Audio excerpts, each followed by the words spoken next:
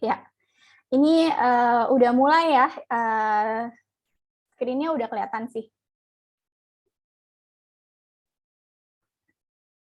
Jessica, suaranya udah oke?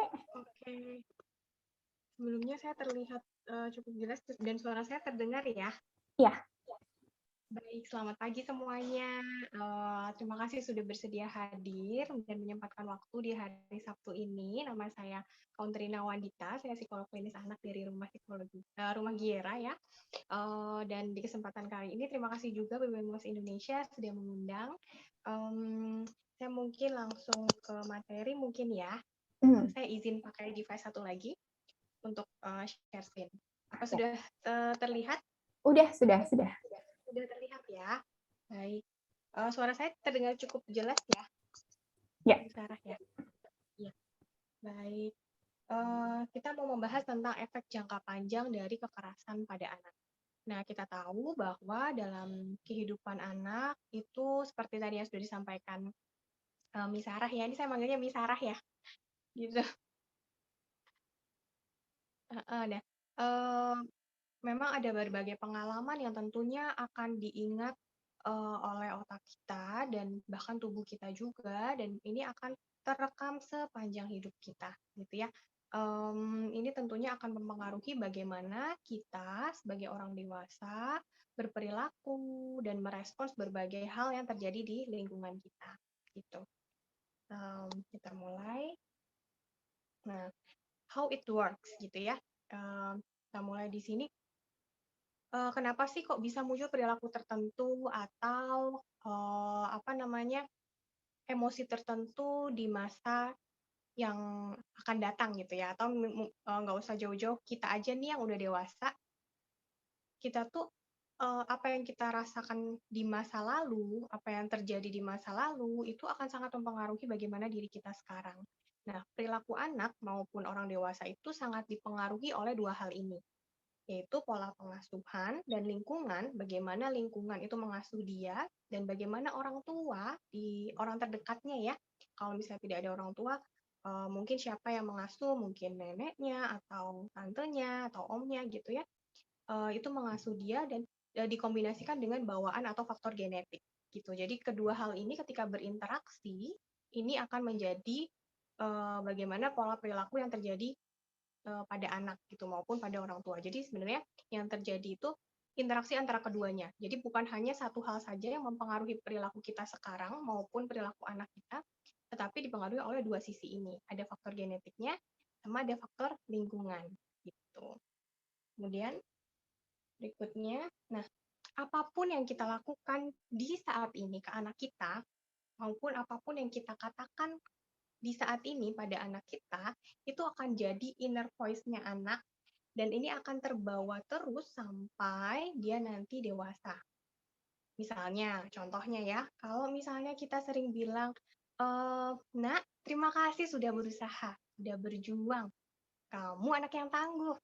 Nah, inner voice anak yang seperti ini, inner voice itu suara yang selalu menggema dalam pikiran dan hatinya sepanjang tumbuh kembangnya dia sampai dia dewasa, ini akan menjadi inner voice-nya adalah aku anak yang tangguh, aku anak yang bisa melalui masa-masa sulit, dan aku percaya pada diriku. Gitu ya. Tapi kita bisa bayangkan kalau apa yang kita katakan atau hal-hal yang dia dengar dari lingkungannya itu kebanyakan berupa labeling mungkin, atau mungkin bentakan ya, atau mungkin kekerasan ya, tidak hanya labeling tapi juga dihina, direndahkan, atau bahkan dibully gitu ya, di body shaming mungkin, atau dan lain sejenisnya. Itu anak akan merasa bahwa aku nggak berdaya, aku nggak berharga ya. Inner voice-nya akan seperti itu, dan tentunya ini akan menghambat anak menampilkan potensi terbaiknya. Karena inner voice yang sering menggema di pikiran dan hatinya yaitu hal yang negatif. Gitu. Makanya kita perlu berhati-hati karena apapun yang kita lakukan saat ini akan menjadi inner voice anak di masa depan. Termasuk ke diri kita sendiri juga ya. Jadi kita perlu berhati-hati mengekspresikannya. Nah, terus berikutnya, nah ini faktor lingkungan tuh apa aja sih gitu kan? tidak hanya parenting aja, tapi juga lingkungan di sekitarnya ya tentunya. Nah, kalau parenting mungkin sudah pernah di seminar sebelumnya ya, di webinar sebelumnya, udah membahas tentang positive parenting dan juga ini saya tambahkan sedikit tentang conscious parenting gitu. Mungkin Mbak Wikan waktu itu dari Rumah Giera udah menyampaikan bagaimana kita disiplin positif kita sampaikan ke anak gitu dengan penuh kasih sayang dan mengutamakan koneksi ya. Tetapi juga penting untuk mengasuh anak secara sadar. Secara sadar itu gimana sih maksudnya? Secara sadar itu adalah kita paham dan kita menyadari apa yang kita lakukan ke anak adalah sesuai dengan apa yang anak butuhkan dan bukan berasal dari unresolved trauma atau masalah psikologis yang lagi kita alamin nih. Itu memang ini sesuatu yang proses, karena ada juga yang mengatakan bahwa proses mengasuh itu sama saja seperti perjalanan menuju diri kita sendiri. Kita menjadi lebih kenal dengan siapa kita, dengan bagaimana kita merespons, dengan bagaimana kita memproyeksikan harapan-harapan kita ke anak kita. Sebagai contoh ya, conscious parenting itu gimana? Contohnya gini, ada seorang ibu yang dia itu tanpa dia sadari, dia punya anak, beberapa anak gitu ya, semua anaknya itu diarahkan ke satu olahraga yang tanpa dia sadari, dia memaksakan anak ini untuk, ayo semuanya harus jadi atlet ini, gitu. Semuanya dia suruh ke arah sana. Nah, ternyata setelah digali lebih dalam, sang ibu ini ternyata punya masalah psikologis yang mana dia merasa dia itu belum fulfilled gitu, belum merasa terpenuhi mimpi-mimpinya gitu. Yang ini terjadi di masa lalu sebetulnya, tapi ternyata itu dia bawa ke masa sekarang dan dia tanpa dia sadari dia memproyeksikan itu ke anak-anaknya. Jadi tanpa dia sadari dia meminta anaknya untuk achieve your dream gitu ya. Padahal sebetulnya itu bukan dream anaknya, tapi dreamnya dia yang dia proyeksikan ke anak. Nah itu salah satu contoh yang orang tua yang belum menyadari bahwa oh ternyata pola parentingku belum disadari secara utuh, secara penuh gitu. Tapi udah bagus sekarang, maksudnya udah bisa menyadari gitu ya bahwa oh aku ternyata apapun yang aku lakukan ke anak itu sangat didasari oleh bagaimana masa laluku dulu gitu. Makanya begitu juga kalau kasus-kasus yang tadi yang Miss Sarah sampaikan ya, kalau di masa lalu kita mungkin sering dapat kekerasan dari orang tua kita. Kalau kita belum selesaikan itu, ada potensi kita melanjutkan trauma kita ke anak cucu keturunan kita ya, gitu. Misalnya kita biasa dipukul, ditampar atau dicubit untuk memenuhi perintah orang tua ya, tanpa kita sadari bisa saja kita menerapkan itu. Itu makanya di sini penting juga untuk menyadari bahwa apa yang kita lakukan itu bukan berakar dari unresolved trauma kita, tetapi berakar dari rasa cinta kita yang tulus ke anak dan menyesuaikan dengan apa yang memang anak butuhkan. Gitu. Ini sedikit intermezzo ya tentang parenting. Nah, terus berikutnya, nah faktor lingkungan yang lain itu ada pertemanan, keluarga, lingkungan sekolah, dan tentunya ini akan sangat berpengaruh juga ke bagaimana anak memandang dirinya gitu. Kalau di lingkungannya cukup positif dan nggak begitu banyak bully ya gitu. Kadang-kadang memang bully itu kalau bully-bully verbal ya itu biasanya di sekolah memang tidak terelakkan. Kadang-kadang udah berusaha di filter gitu, kadang-kadang ada aja gitu ya yang bully gitu. Secara verbal biasanya yang sering gitu. Tetapi ini kita yang sebagai orang tua yang perlu encourage anak supaya hal-hal di luar dirinya itu tidak mempengaruhi konsep dirinya gitu. Terus yang lain ada faktor genetik atau bawaan nih berkaitan dengan tadi ya perilaku anak atau perilaku sekarang itu sangat dipengaruhi sama faktor genetik gitu. Begitu juga kalau anak menghadapi masa-masa yang sulit gitu ya. Untuk anak-anak yang dalam keluarganya itu ada riwayat kesehatan mental atau ada masalah kecemasan, depresi gitu, itu bisa saja tertrigger dengan masalah-masalah di sekitar anak. Jadi faktor genetik itu ada dalam pembentukan perilaku maupun terwujudnya gangguan-gangguan psikologis pada anak. Nah, sebelum kita bahas tentang dampak kekerasan atau dampak dari tadi ya trauma di masa mendatang, kita kembalikan dulu ke dasarnya sebagai manusia, kita itu nggak cuma butuh makan, minum, udara, terus kendaraan ya, nggak cuma butuh itu. Tapi manusia itu juga punya kebutuhan emosi. Kebutuhan emosi itu apa aja sih? Ini basic needs banget ya. Affection itu buat anak bayi, buat anak kita, itu seperti udara yang dia hirup gitu. Sama juga seperti kita manusia, kita selalu butuh ini dimanapun kita berada. Kita butuh dihargai, divalidasi perasaannya, diterima apa adanya, dicintai tanpa syarat, dipercaya, diberi rasa aman, dilindungi, dan juga butuh terhubung atau terkoneksi sama orang lain karena kita memang makhluk sosial gitu yang butuh orang lain untuk rely on gitu ya. Nah, kalau misalnya kebutuhan itu nggak terpenuhi, ditambah anak ini mendapatkan kekerasan di masa kecil, tentunya ini akan berdampak sama kesehatan fisik dan mentalnya. Itu bisa kita bayangkan, kita aja yang orang dewasa tentunya butuh ya poin-poin tadi, kebutuhan-kebutuhan tadi perlu dipenuhi. Kita butuh didengarkan, dihargai, disayangin dengan tulus gitu. Kalau kita nggak dapet itu, rasanya nggak stabil gitu emosi kita ya. Maksudnya kayak ada yang kurang gitu tentunya. Apalagi kalau anak-anak. Nah, apa saja sih yang bisa menyebabkan anak trauma dan terganggu kesehatan mentalnya? Nah, ini ada beberapa hal yang bisa menyebabkan trauma. Itu kita bisa tahu trauma itu adalah sesuatu yang membekas dalam memori kita ya, dan itu cenderung ekspresinya itu bisa menghindari dari hal-hal tersebut gitu. Dan ini hal-hal yang bisa menyebabkan trauma, berpotensi menyebabkan trauma. Meskipun tidak selalu ya, karena setiap anak maupun setiap individu punya daya lenting atau ketangguhan dan juga ketahanan mental yang berbeda-beda. Gitu. Jadi nggak bisa kita pukul rata bahwa kalau kita bentak anak A, dia akan trauma. Terus kalau kita bentak anak B, dia nggak akan trauma, belum tentu kayak gitu juga gitu. Karena setiap individu itu beda-beda merespons tekanan dari luar. Nah, ini beberapa hal yang bisa membuat anak trauma. Contohnya kalau dibentak, ya dengan suara keras, apalagi kalau berulang-ulang, ada penelitian yang mengatakan ini bisa merusak sel-sel syaraf anak yang lagi berkembang. Nah, mungkin udah pernah dengar juga ya ayah bunda di sini atau sudah pernah baca tentang bahayanya kita terlalu sering membentak atau menggunakan nada yang keras atau kasar ke anak. Itu apalagi di usia dini yang mana sel-sel syarafnya itu lagi berkembang dengan pesat-pesatnya. Itu bisa rusak, miliaran sel itu bisa rusak dengan bentakan-bentakan dan itu sudah dibuktikan dengan MRI juga. Ada penelitiannya yang mengatakan itu. Tapi ini bisa diperbaiki sel-sel syarafnya ini ya, belum terlambat selama anak itu masih di usia-usia dini, apalagi itu masih bisa kita perbaiki dengan kita memberikan suara-suara yang menenangkan anak ya, tidak membentak atau menyudutkan gitu.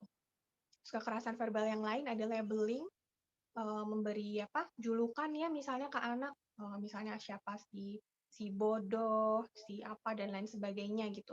Begitu juga labeling yang relate sama tampilan fisik anak yang mungkin itu terkesan memalukan, misalnya kayak si keriting atau si kurus atau si gendut gitu ya, mohon maaf ya. Nah, itu bisa terekam di memori anak dan membuat anak merasa bahwa I'm not good enough gitu.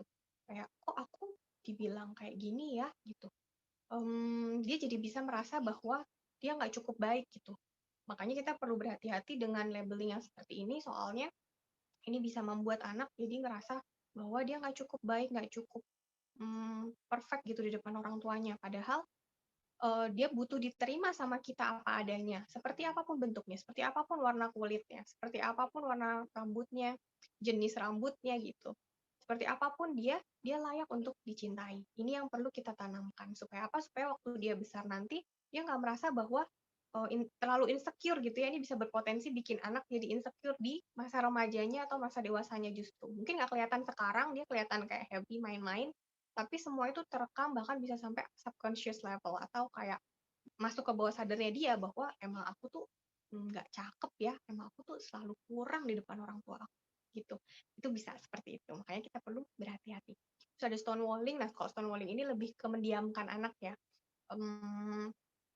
Saya pernah menemui kasus anak remaja usia belasan ya, itu ketika orang tuanya marah memang sengaja didiamkan selama beberapa bulan, ada yang sampai seperti itu. Dan ini termasuk kekerasan juga sebetulnya, kekerasan secara emosi ya. Meskipun nggak ngeluarin kata-kata kasar, tetapi anak jadi nggak tahu nih dia salahnya di mana, dan dia jadi merasa diabaikan secara emosional. Dia juga jadi merasa bahwa kok orang tua aku dingin ya kayak gini gitu. Jadi kayak nggak bisa mengkomunikasikan perasaannya dengan baik. Tetapi ini juga bukan 100% salah orang tua, karena bisa jadi orang tua masih berproses juga dengan traumanya. Mungkin juga orang tuanya ini punya permasalahan untuk mengekspresikan kemarahan secara sehat. Jadi kita nggak bisa judging orang tua maupun anak, karena pada dasarnya kita sama-sama belajar. Terus ada diancam, ya diancam contohnya kayak, kalau nggak gini nanti dibawa ke kantor polisi misalnya gitu ya, atau nanti kalau nggak kayak gini nanti kamu aku cubit nih gitu misalnya gitu. Ancaman-ancaman seperti ini memang sebaiknya dihindari karena apa? Karena dia akan terbiasa melakukan sesuatu hanya karena takut gitu. Jadi kalau bisa saja di belakang kita dia melakukan hal yang dilarang itu, hanya di depan saja dia patuh gitu, bisa berpotensi seperti itu. Kemudian berikutnya kekerasan fisik tentunya yang secara fisik ya, entah itu dipukul, dijambak, dicubit, atau mungkin kalau orang zaman dulu kadang-kadang ikat yang Eh, itu kadang-kadang saya kalau konsul sama Halo parent Miss, itu Miss, ada menggunakan ya, suaranya ya agak putus-putus ya. suaranya agak putus ya. Oh, putus.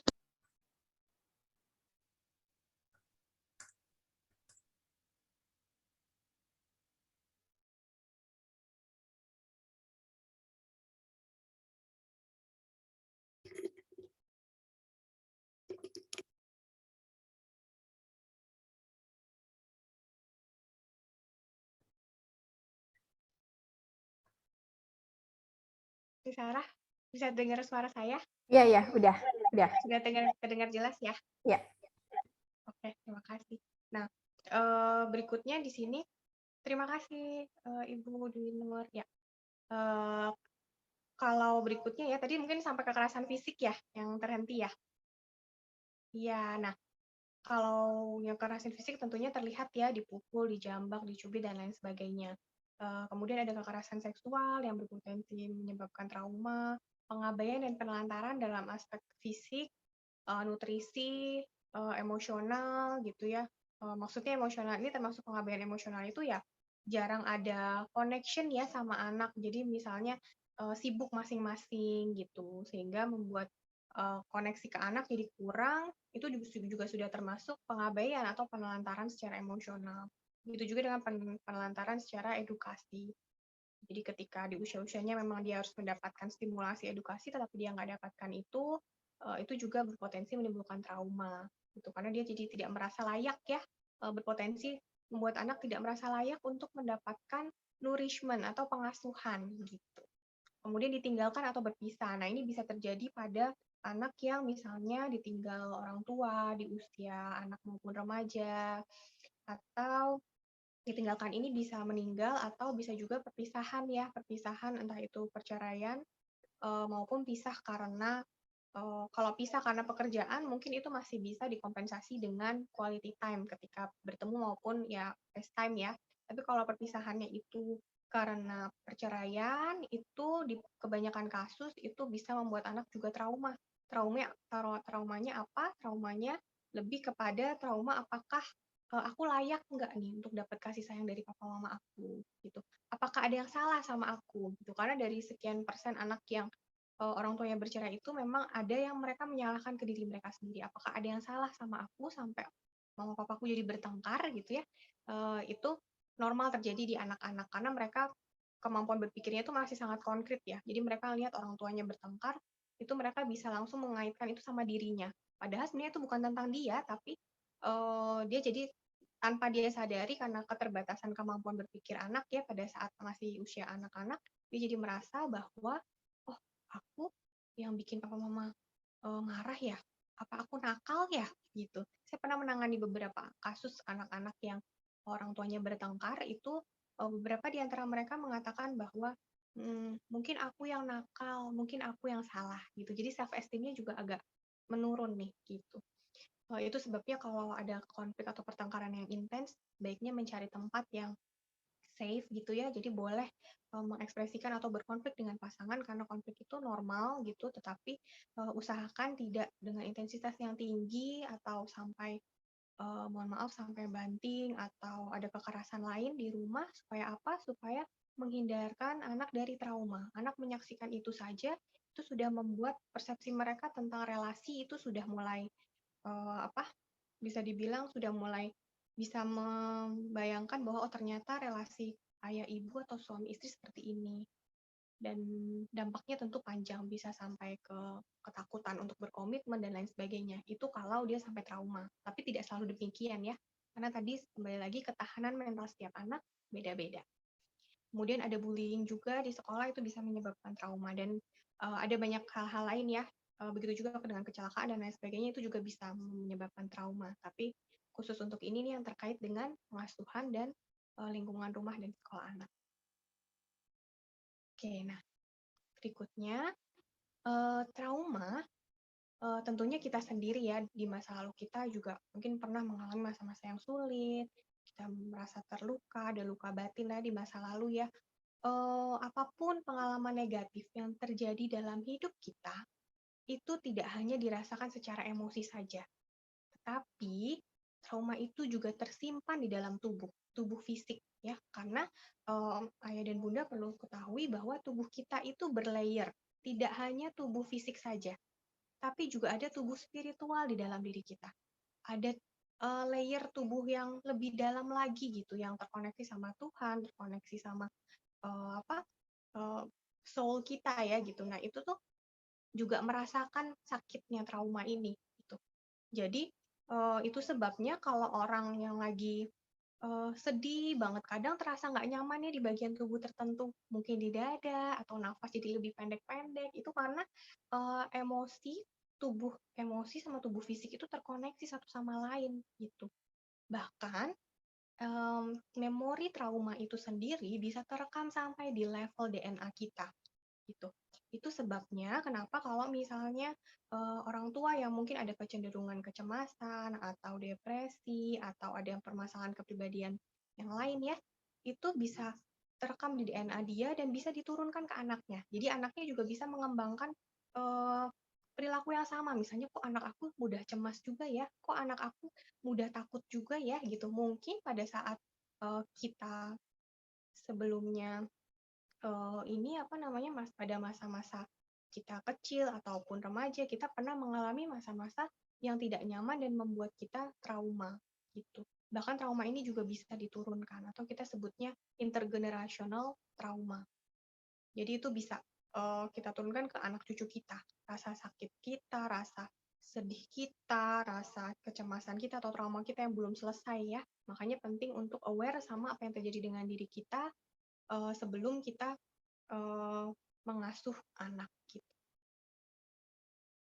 Nah, terus kalau berbagai respons kita terhadap kekerasan dan trauma itu ada banyak ya.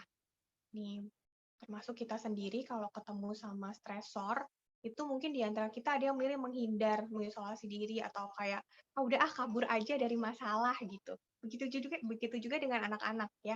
Ketika dia menemui suatu threat gitu ya atau ancaman gitu kan.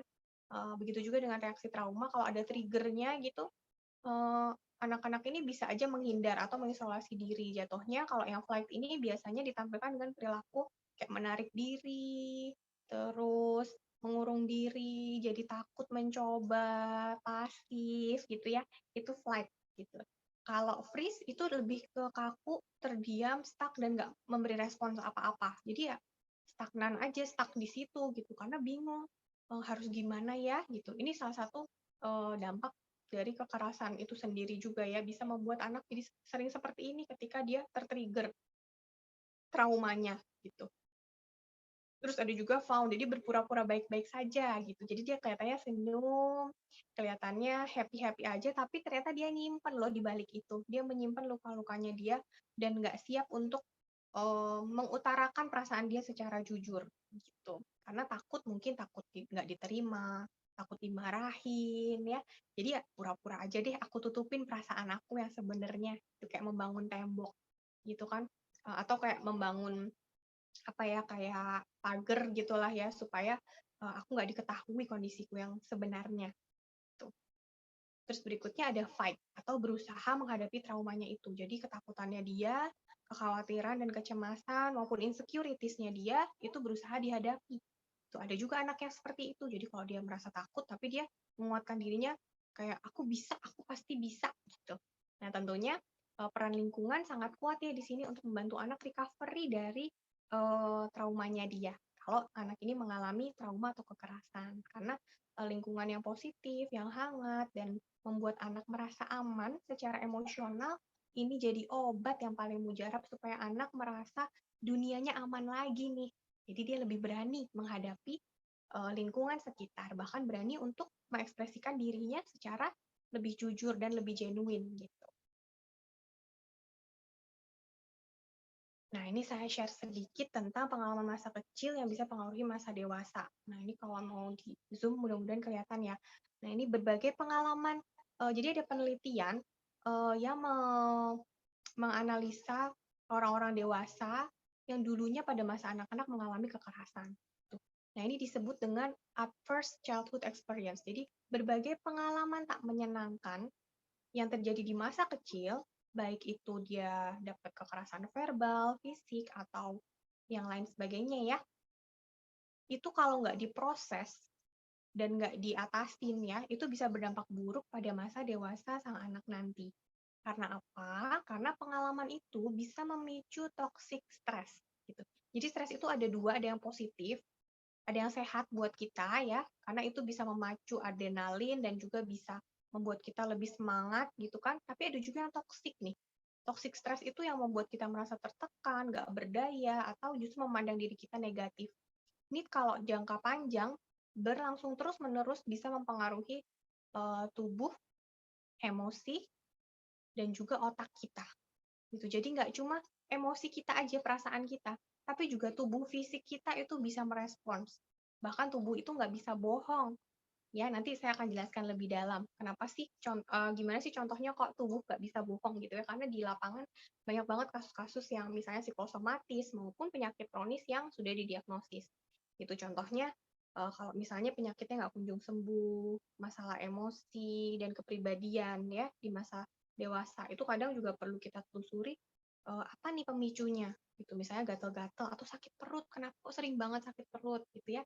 Saya pernah nemuin kasus anak-anak sering banget sakit perut, ternyata dia cemas banget kalau ujian misalnya, cemas banget kalau masuk ke ruang olahraga karena dia ternyata punya riwayat dibully pas dia gagal menampilkan apa ya, salah satu gerakan olahraga gitu. Jadi cemasnya itu sampai terekam di tubuh dan tubuhnya nggak bisa bohong waktu dia mual, waktu dia pusing, dia cemas gitu kan. Dia mengekspresikan penyakit fisiknya itu ternyata didasari oleh pengalaman masa lalunya dia yang ternyata itu belum terproses dengan baik. Sehingga terbawa sampai besar begitu ada ke-trigger sesuatu, langsung ngerasa, aduh aku cemas banget nih, aku nggak bisa, langsung perutnya mual, langsung pusing, langsung menjauh gitu.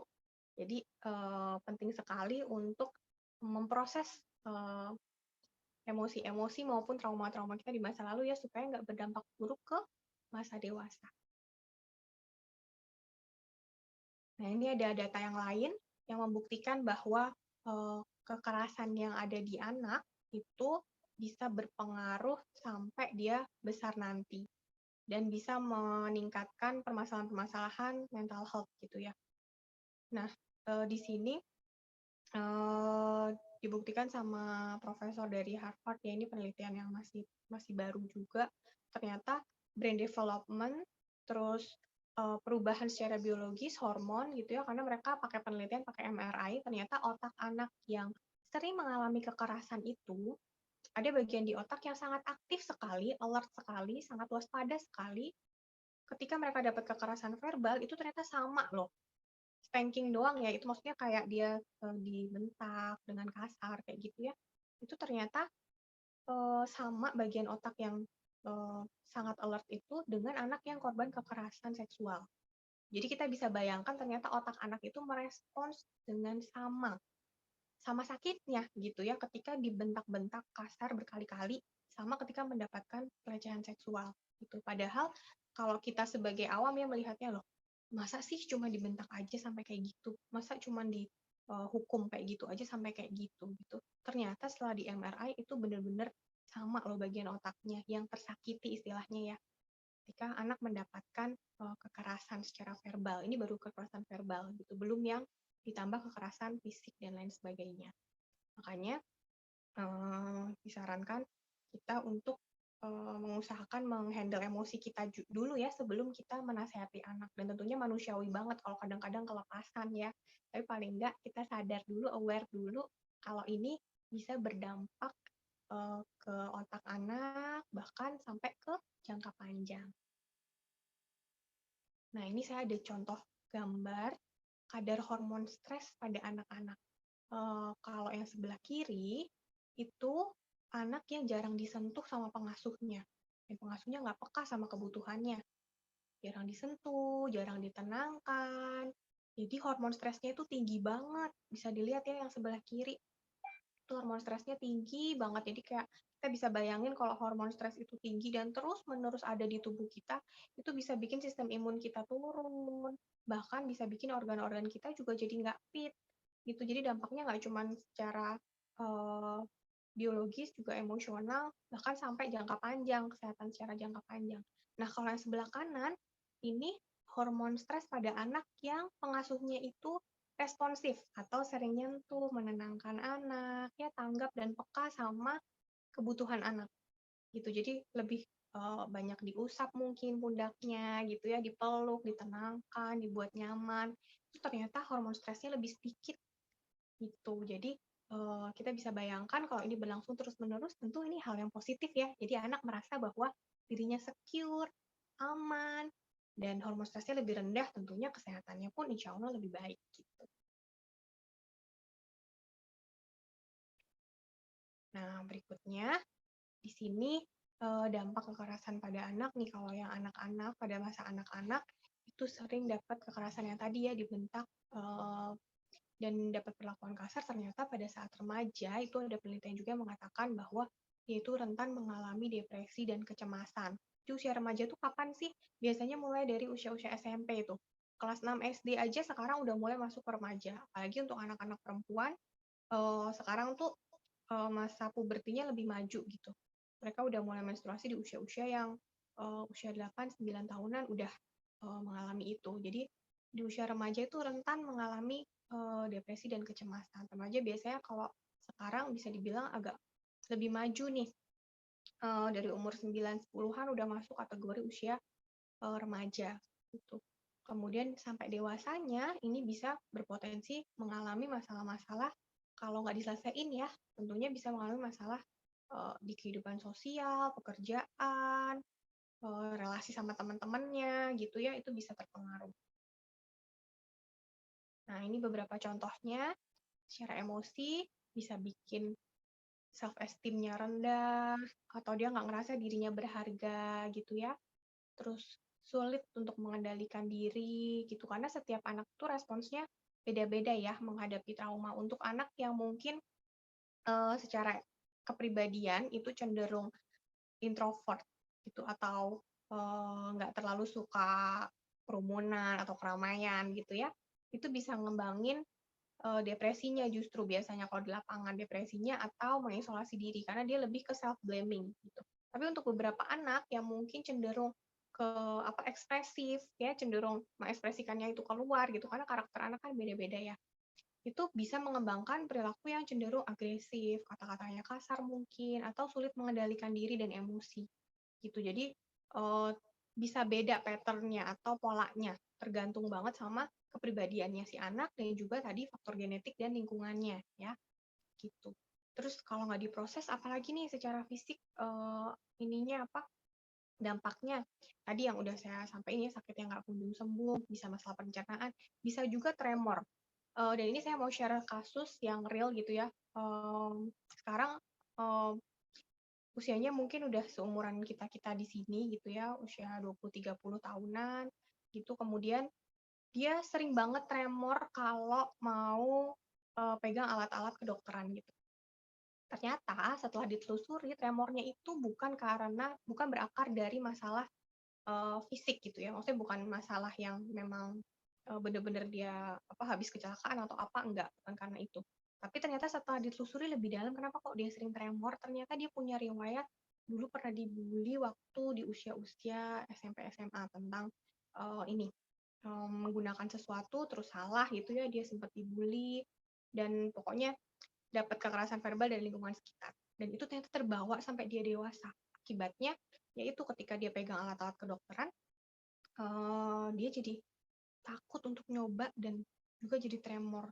Ini jadi menghambat profesi dia, pengembangan profesinya ya. Ini karena agak terlambat diatasi sih untuk kasus yang ini. Tapi ini salah satu kasus yang ada di lapangan yang saya share gitu tanpa sebutin nama untuk pembelajaran kita sama-sama bahwa ternyata memori masa lalu yang belum terproses dengan baik itu bisa mempengaruhi performa kita sekarang gitu.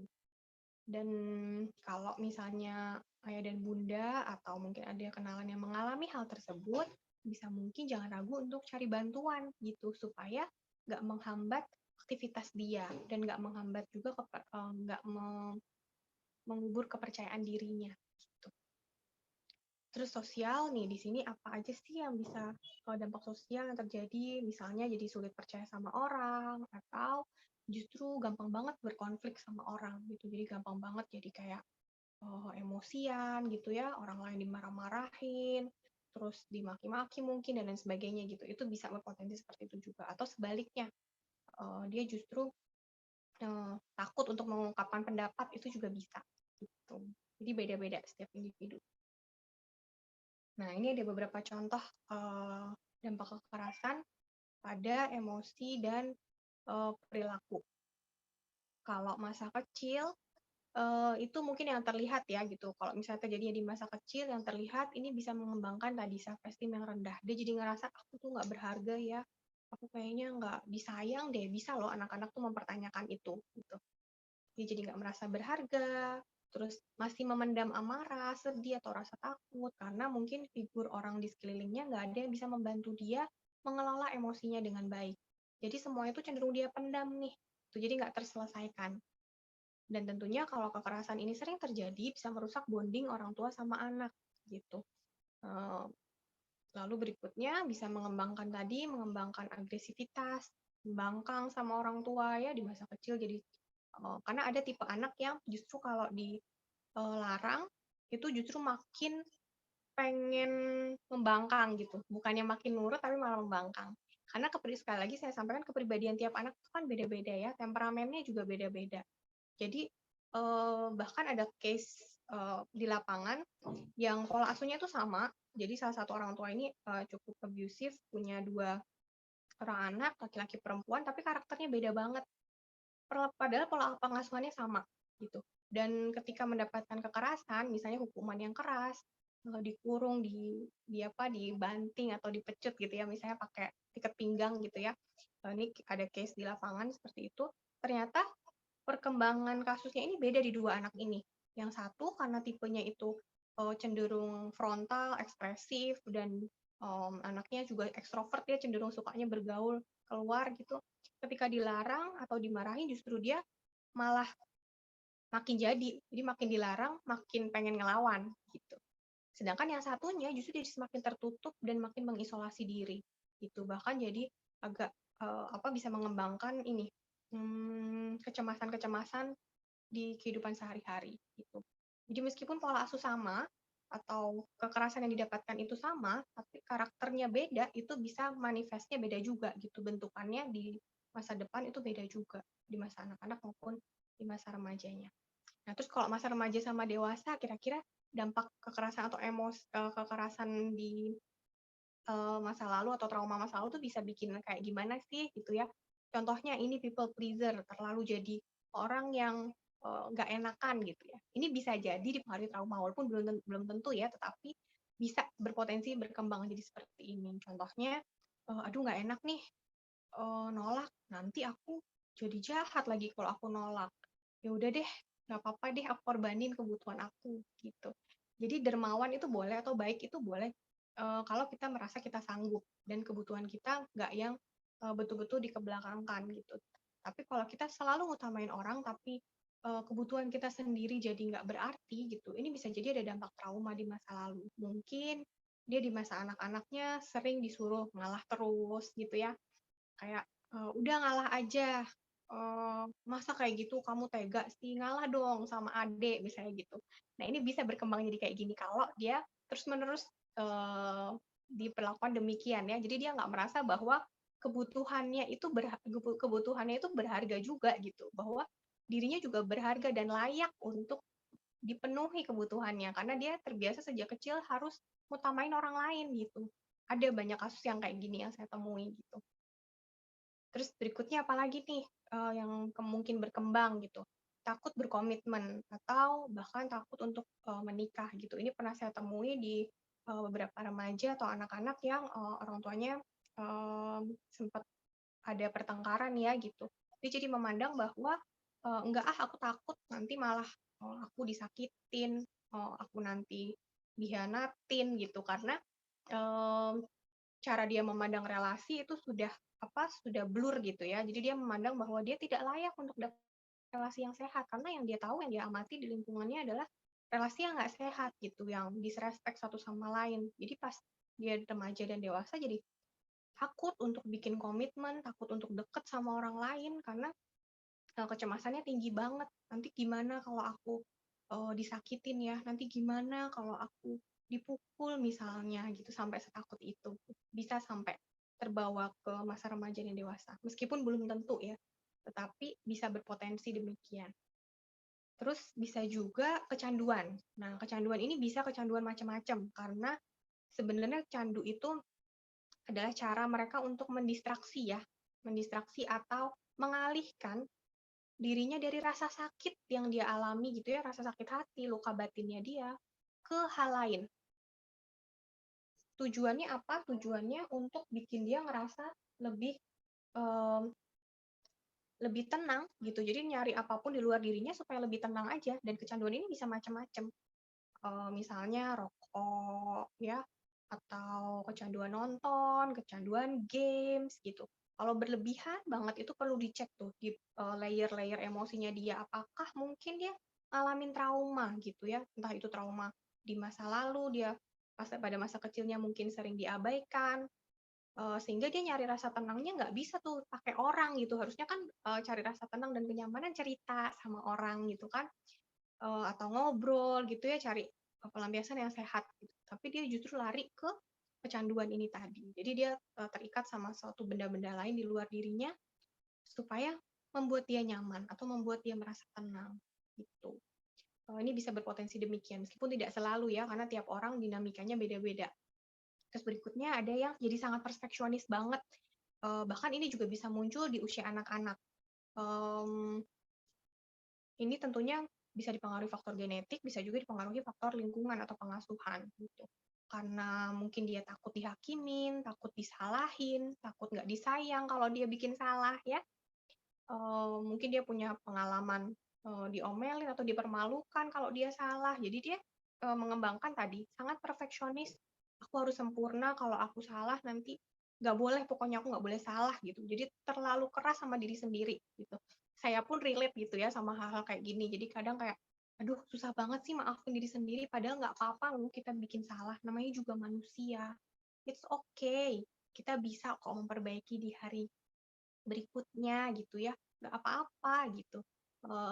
Ini juga perlu nih kita terapkan sebagai individu dewasa ya gitu, karena kadang-kadang kita tuh nyalahin diri kita atau kayak aduh gimana sih masa gitu aja aku nggak bisa gitu, gimana sih aku jadi orang tua masa aku nggak bisa sih bikin anak aku tenang gitu ya. Kadang nyalahin diri padahal nggak apa-apa. Kita nggak harus selalu sempurna dan kita perlu belajar acceptance ya, nerima diri kita apa adanya. Oke, berikutnya masih terlihat ya slide-nya. Maaf, slide-nya apakah terlihat? Belum. Oke, tadi sempat ini ya. Bentar. Share lagi ya.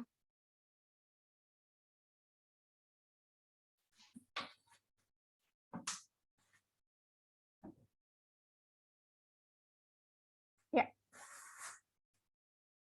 Oke. Terima kasih. Nah, tadi sampai sini. Nah, berikutnya ini ya. Ini bisa mengembangkan gangguan perilaku atau gangguan kepribadian juga kalau tidak diatasi sejak dini gitu. Jadi kalau misalnya dari masa anak-anak atau remaja itu kita tidak atasi, memang bisa mengembangkan gangguan-gangguan perilaku ya gitu, dan ini real gitu. Self harm, suicidal thought itu atau berusaha pengen menyakiti diri ya, itu real gitu.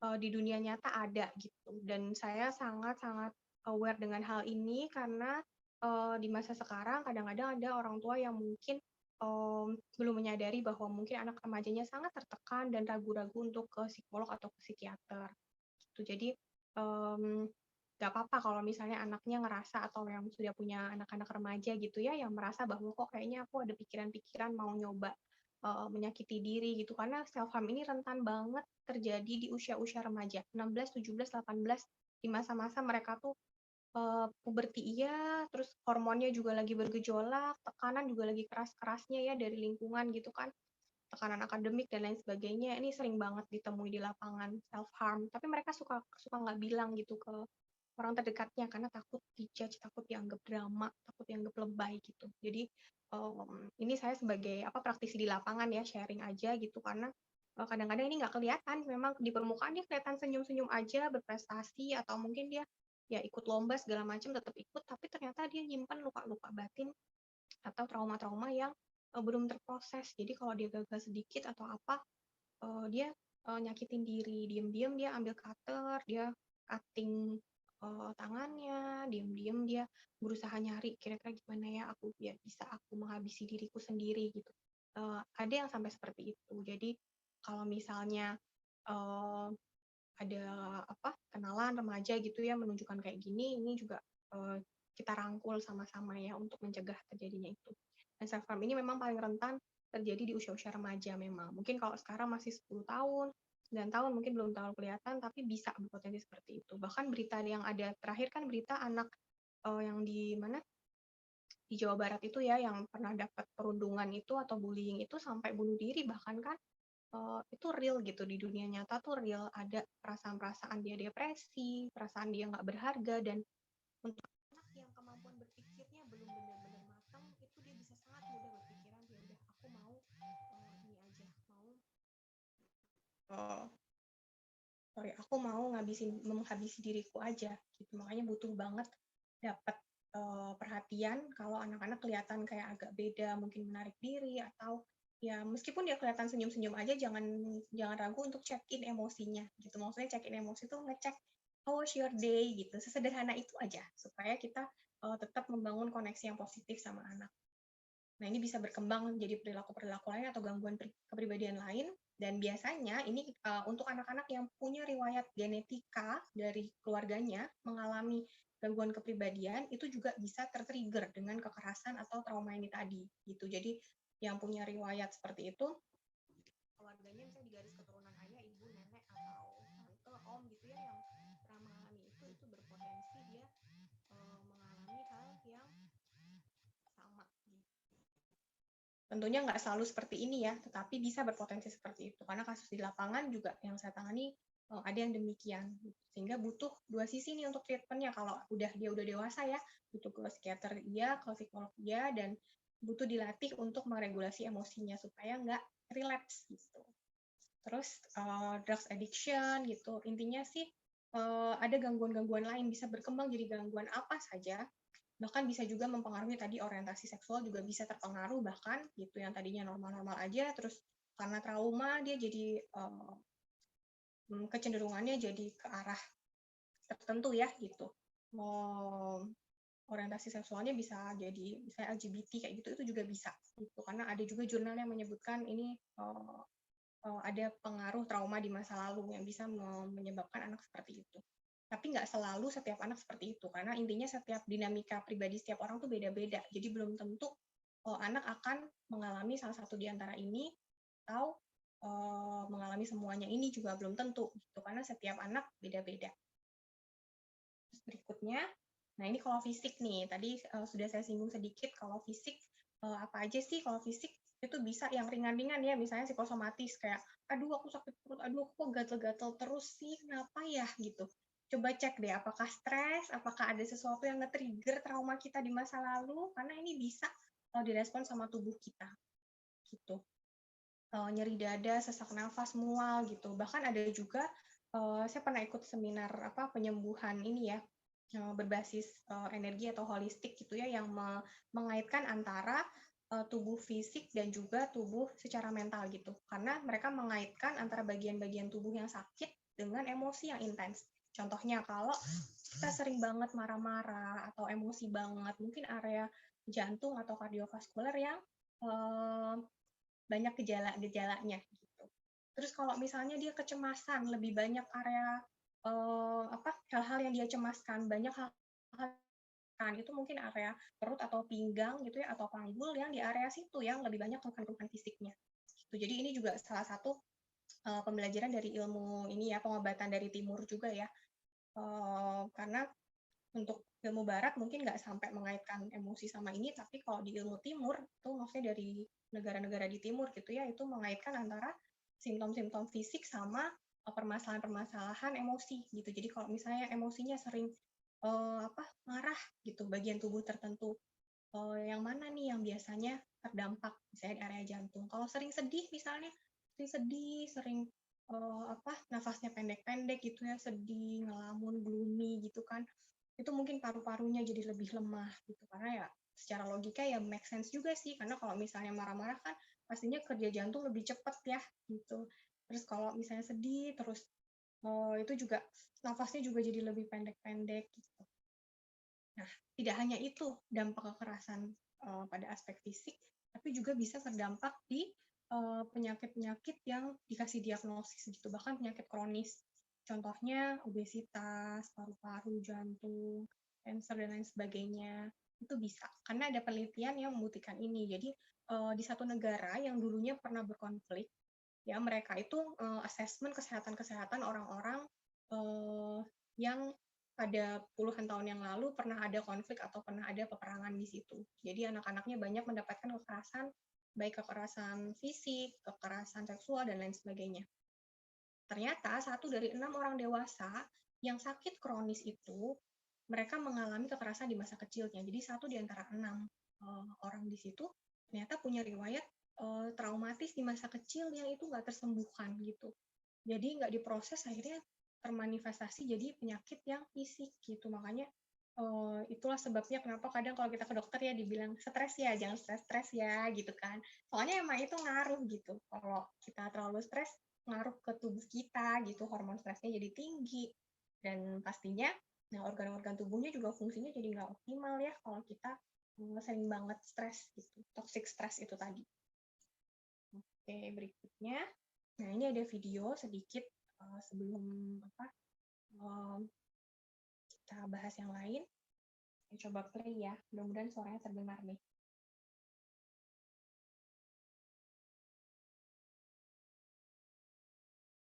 Apakah terdengar suaranya?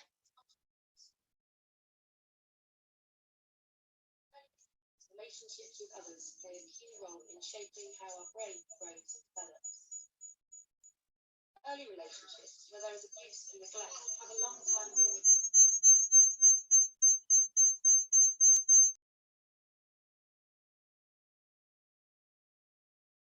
impact on children.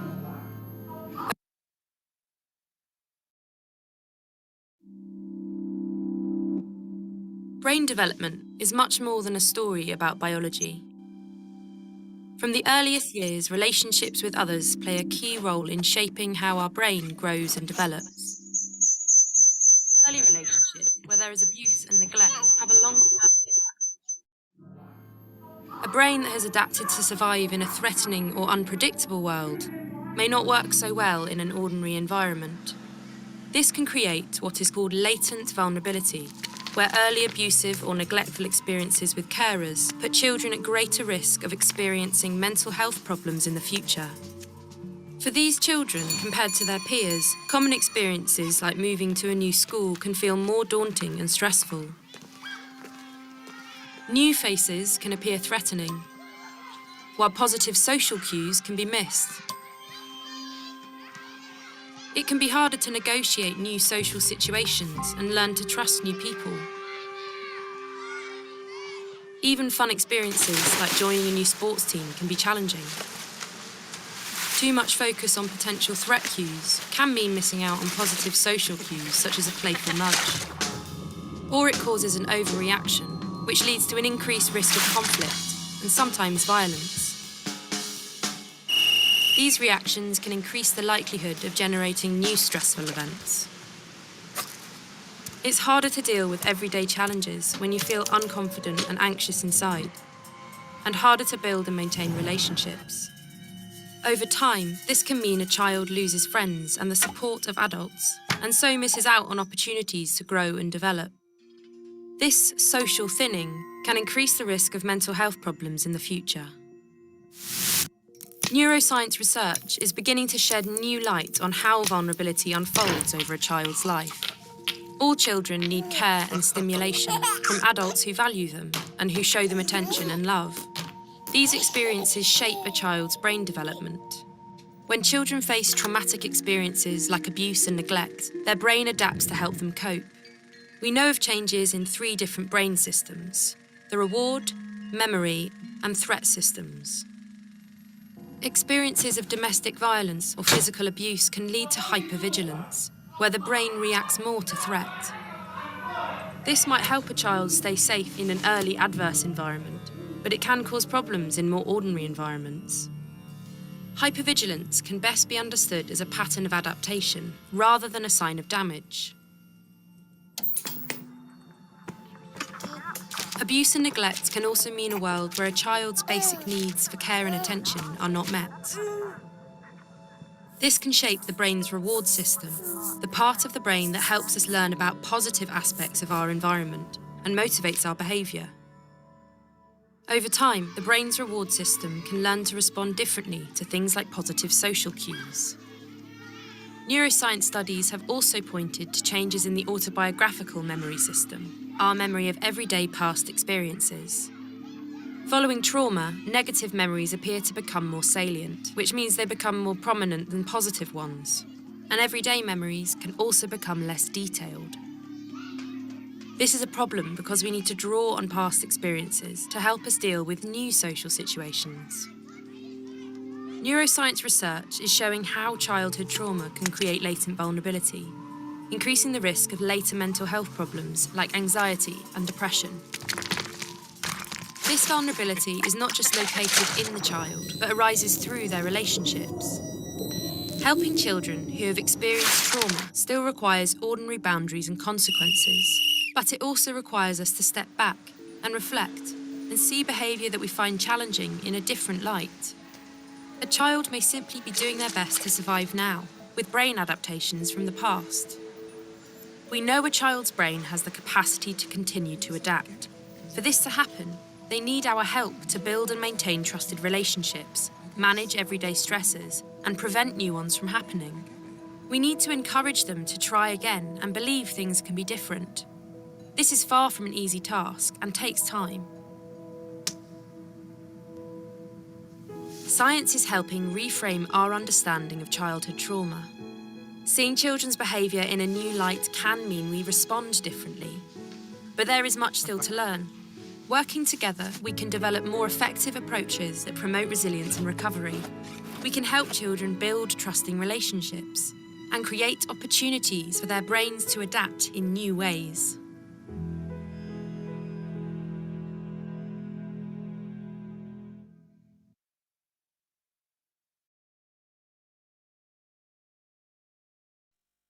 Oke, tadi terlihat ya videonya ya. Tadi lebih ke gambaran, mohon maaf pakai bahasa Inggris juga tadi. Intinya tadi gambaran bahwa apapun yang terjadi di masa anak-anak itu bisa terbawa ke dewasa. Tapi kabar baiknya, kita bisa selalu memperbaiki koneksi dan relasi kita dengan anak sejak saat ini. Gitu. Jadi, bukan berarti presentasi ini maksudnya untuk menakut-nakuti atau apa, tapi lebih kepada bagaimana kita bisa mengelola emosi-emosi anak dan berusaha mencegah ya terjadinya kekerasan pada anak dan juga, suara saya kecil ya. Sudah terdengar cukup jelas sekarang? Terdengar cukup jelas, Miss Sarah? Oke, terima kasih. Nah, jadi kita bisa berfokus untuk tetap memperkuat tadi love and support, melakukan koneksi dan disiplin positif pada anak, dan juga mengutamakan healthy relationship atau relasi yang sehat antara anak sama orang tua. Supaya apa? Supaya anak tahu bahwa dia layak untuk mendapatkan relasi yang sehat. Dia layak untuk dicintai secara utuh dan apa adanya. Dia layak untuk disayangi tanpa syarat, dan dia juga layak untuk bahagia. Gitu. Ini perlu kita tanamkan dari sekarang supaya nanti menghindari tadi ya berkembangnya ke perkembangan tadi dampak-dampak trauma, termasuk tadi gangguan-gangguan psikologis di masa remaja dan dewasa. Nah, pada dasarnya semuanya berawal dari kita. Maka sebelum kita memberikan kasih sayang yang cukup pada anak, kita perlu berikan dulu tuh ke diri kita sendiri dulu. Karena kalau kita sudah memberi kasih sayang cukup ke diri kita, maka akan lebih mudah kita memberikan cinta dan bersabar sama anak-anak. Meskipun tentunya prosesnya ups and down ya, wajar banget. Tapi jangan lupa untuk mengisi tangki cinta kita juga. Jadi analoginya itu you can pour from an empty cup. Kita bisa bayangkan kalau kita sering menuangkan kasih sayang, kesabaran, selalu peduli sama anak, pasangan dan lain sebagainya. Itu kalau kita tuang terus lama-lama habis ya. Makanya kita perlu take care of yourself first gitu. Jadi kita perlu cek emosi kita, perlu sering-sering check-in, aku lagi ngerasa apa ya hari ini, apakah aku lelah, katakan kata-kata yang baik dan penuh compassion ke diri kita sendiri.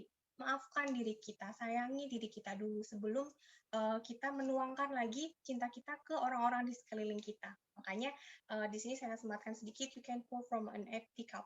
Take care of yourself first so you can give your love to others fully. Kurang lebih itu presentasi saya mewakili Rumah Giera, dan ini saya sedikit kenalkan sedikit ya tentang Rumah Giera, layanannya apa saja gitu ya.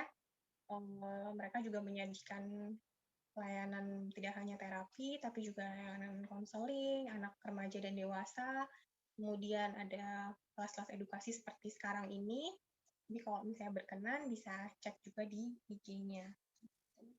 Ya, kurang lebih itu, mohon maaf jika ada kekurangan dari saya, dan terima kasih semuanya sudah bersedia mendengarkan. Semoga bermanfaat materi hari ini. Itu Miss Sarah, terima kasih. Terima kasih Miss Gita. Nah, teman-teman kalau mau ada yang mau kasih pertanyaan, ini misalnya ada yang mau bertanya, bisa langsung tulis di kotak chat ya. Terima kasih banyak nih Miss untuk kelas hari ini. Ya. Kalau mau tanya bisa unmute atau bisa langsung chat aja di chat box. Oh, ini ada yang raise hand. Oke. Kita langsung aja ya dari Mom Lily. Iya, silakan Mami Lily.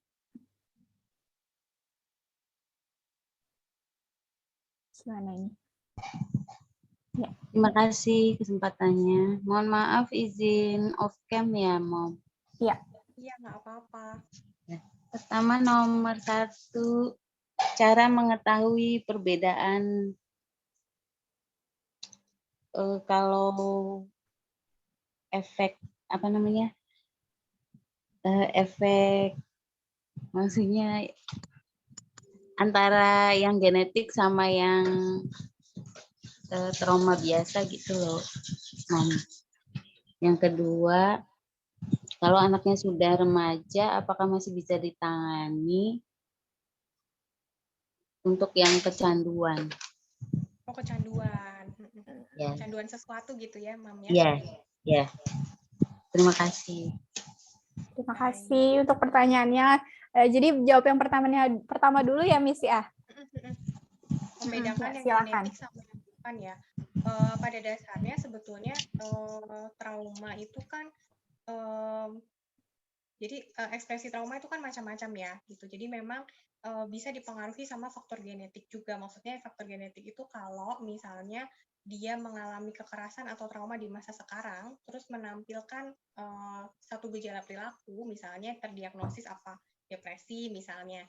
Nah itu kalau membedakan sama genetik biasanya kita tanya nih dari sisi orang tua gitu ya, sisi orang tua baik ayah maupun ibu, apakah dalam garis keluarganya itu ada juga yang mengalami hal demikian. Misalnya depression, anxiety, atau depresi, kecemasan, atau tadi ya gangguan bipolar, atau yang lain sebagainya. Karena biasanya trauma itu bisa men-trigger, atau ketika anak ini mengalami kekerasan gitu ya, itu men-trigger faktor genetik itu tadi. Jadi yang ibaratnya genetik itu yang tadinya damai-damai aja gitu ya, tapi ketika secara keturunan keluarga dia itu agak rentan gitu kan, setiap orang pembawa gennya masing-masing ya, karena dia punya riwayat dalam garis keturunannya itu ada yang seperti itu bisa tertrigger sama kekerasan. Jadi sebenarnya kalau lingkungannya positif bisa jadi ini nggak ke-trigger, jadi nggak akan muncul perilaku tadi, nggak akan muncul perilaku depresinya mungkin, atau tadi kecenderungan bipolar atau lain sebagainya gitu ya, bisa aja itu nggak muncul gitu. Tetapi